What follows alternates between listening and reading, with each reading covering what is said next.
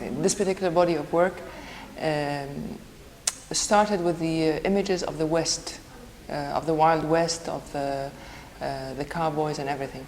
And in them, I added images of people from the Middle East. I take the photograph from a book or from a website. I look at the image for quite a few days, and then I see what it tells me. And then I have thousands of images. I keep looking at images on my laptop for days and hours, and I have them. And I open a box, and I see if they talk to one another. I have both images, like one that's static and one that keeps going down, and I see if they talk to one another.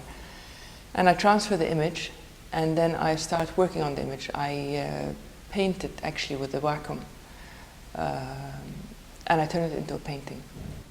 I turn the photograph into a painting, and I match them perfectly. Size, space, sometimes angle. I change the angle, I change everything. And I change the perspective, and I place it. And after I place it, I paint it on the computer. After I paint it on the computer, I print, and then I start tinting them, hand tinting them. Not as much, but a little bit like they used to do in the 1920s with the old photographs. The most prolific 19th century Western painter was Remington, and he was actually almost a war correspondent. But he took a lot of photographs, or he had photographs of the front, and he painted them. So in that sense, he is almost the modern day journalist. He did go to some places in the front, but he also used a photograph to turn it into a painting. Where in fact, in some of the work here, I'm using a photograph to turn it into a painting again.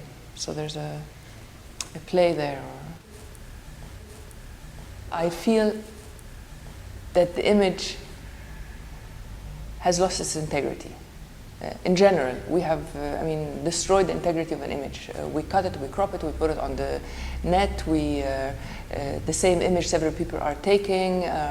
The medium takes the image and manipulates the image. It gave me the right to do. I can do anything with the image. I can own the image. I can destroy it. I can paint it. I can turn it. I can turn a photograph into a painting. I can turn a painting into a photograph. In itself, it's liberating. Wétiko is a Native American word that was used to describe the Europeans when they invaded their land. And it is basically a psychological disease, which they feel that the people come in and it's about greed, taking what doesn't belong to them. It's about waste, it's about hoarding, it's a form of vampirism. What they did to the buffalo, for example, it was the largest wild animals in the world, and they killed it until it became extinct. This soldier, I think, is in Iraq. I think when they were leaving Iraq, but I am not sure how to, even myself, I see that he's leaving. But you don't know whether he's entering the desert or he is giving his back and he has his clothes and he's leaving.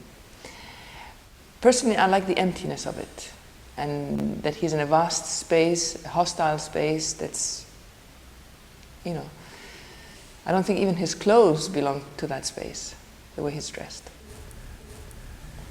What I did in Cowboys and Indigenes was combining different eras, different times.